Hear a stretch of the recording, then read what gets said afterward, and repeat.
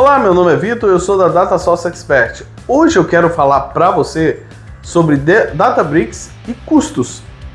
Bem, como funciona o Databricks? O Databricks é uma solução que pode crescer horizontalmente e verticalmente a sua performance, mas para você, usuário final, é muito interessante porque você paga somente pelo uso. Porém, é preciso nós entendermos como esse pagamento pelo uso vai se dar. Dentro do Databricks, nós temos hoje algumas formas de rodar processos, e essas formas de rodar processos, elas serão contabilizadas como seu gasto. Então vamos falar de 4 aqui pelo menos.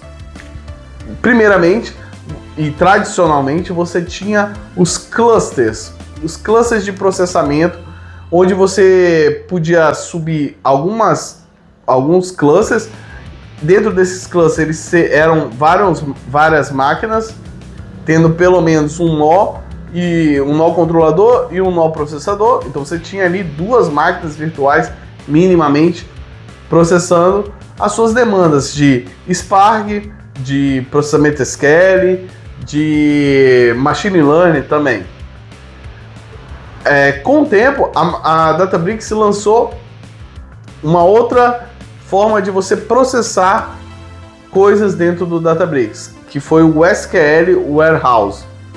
O SQL Warehouse é um ponto de conexão e processamento, mas focado exclusivamente em linguagem SQL. Então, se você tem uma demanda, por exemplo, Power BI vai ler dados do Databricks, você vai entregar um endpoint SQL, um SQL Warehouse, e então todo esse processamento de ingestão, de consumo dos dados que estão no Databricks para o Power BI vai ser contabilizado por este canal. Outra demanda também é você tem usuários finais que quer que eles consultem os dados que estão no Data Lake e de uma forma mais intuitiva, mais simples, usando linguagem SQL. Esse caminho também é extremamente adequado. Hoje esse caminho, que é o SQL Warehouse, no Databricks tem algumas coisas, mas nós temos alguns métodos, que é o clássico, o Pro e o Serverless, mas eu vou focar aqui exclusivamente no Serverless.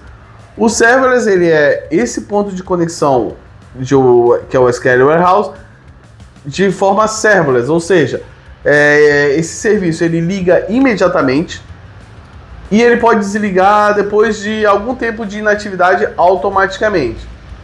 Neste modelo, a Databricks ela encapsula para você todos os custos, entregando a você, olha, você usou 2 horas de serverless, tá aqui o custo do serverless para a sua empresa, não agregando outros custos.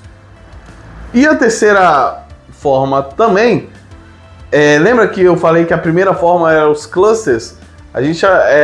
Eu chamava até de clusters de engenharia de dados, porque você era um engenheiro processando algo.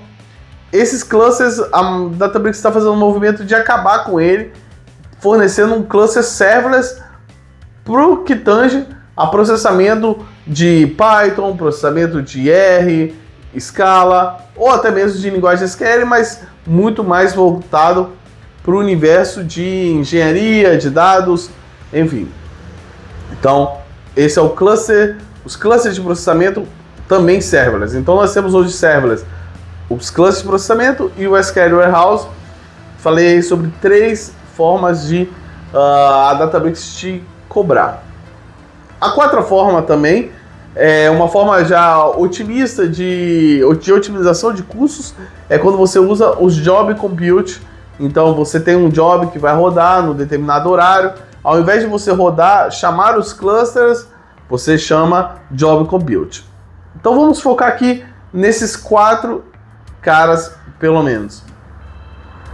Porque a Databricks lançou recentemente um painel onde você consegue acompanhar os seus custos de Databricks. Recomendo, vou deixar o link aqui para você, onde você consegue acompanhar ali todo o seu gasto de Databricks através de um dashboard. Isso te direciona muito bem a quem é o ofensor, quem está usando mais o Databricks, qual workspace está gastando mais, se você trabalhar bem com tagueamento das suas cargas, você vai ver qual é a carga de trabalho que está consumindo mais.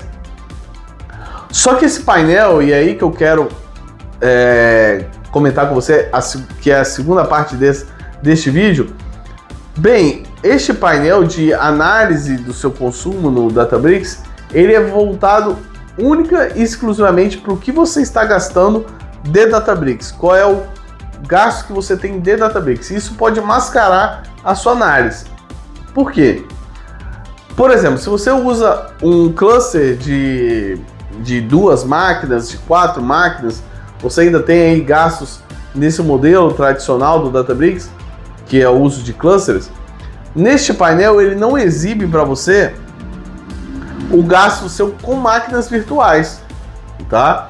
Então essa análise você tem que complementar para o seu custo. Então talvez no seu painel você vai ver que está gastando, vamos dizer, hipoteticamente aqui, R$1.000 de Databricks, mas na verdade você está tendo R$500 também de máquinas virtuais, tá?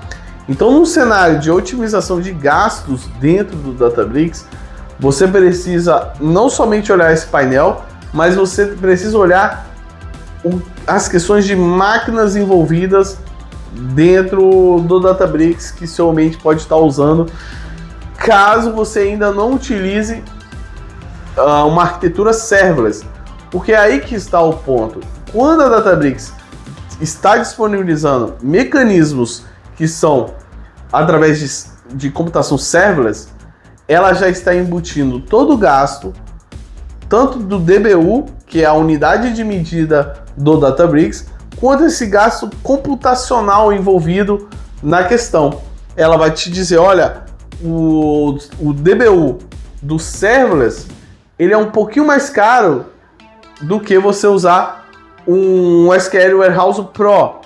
Por quê? Quando você usa um SQL Warehouse Pro e não um SQL Serverless, o Pro você vai ver o custo de DBU, mas não vai ver o custo de máquina. Você vai ter que analisar isso de forma à parte.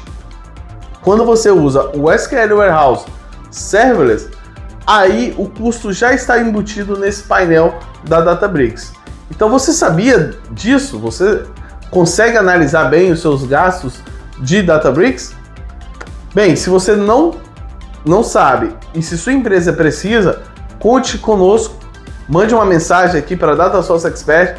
Nós temos essa análise pronta para fazer no seu ambiente de gastos com Databricks e todo gasto complementar que talvez você não esteja enxergando, e nós podemos ajudá-lo ainda dentro do Databricks a otimizar as suas cargas, a parametrizar melhor o seu ambiente e usar mais por menos dentro dessa solução.